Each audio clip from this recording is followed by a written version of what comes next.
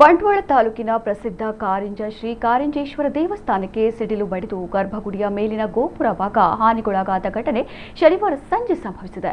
ಘಟನೆ ಸಂಭವಿಸಿದ ವೇಳೆಯಲ್ಲಿ ದೇವಸ್ಥಾನದಲ್ಲಿ ಯಾರೂ ಇರದ ಕಾರಣ ಯಾವುದೇ ಪ್ರಾಣಾಪಾಯ ಸಂಭವಿಸಿಲ್ಲ ಎನ್ನಲಾಗಿದೆ. ಸಿಡಿಲಿನ ಆಘಾತದಿಂದ ಗರ್ಭಗುಡಿಯ ಮೇಲಿನ ಗೋಪುರದ ಕೆಲವು ಭಾಗಗಳಿಗೆ ಹಾನಿಯಾಗಿದ್ದು ನಷ್ಟದ ಪ್ರಮಾಣ ಇನ್ನಷ್ಟೇ ಅಂದಾಜಿಸಲಾಗ್ತಾ ಇದೆ. ಘಟನೆಯ ಬಳಿಕ ಸ್ಥಳೀಯ ಭಕ್ತರು ಹಾಗೂ ಗ್ರಾಮಸ್ಥರು ದೇವಸ್ಥಾನಕ್ಕೆ ಭೇಟಿ ನೀಡಿ ಪರಿಸ್ಥಿತಿಯನ್ನು ಪರಿಶೀಲಿಸಿದರು.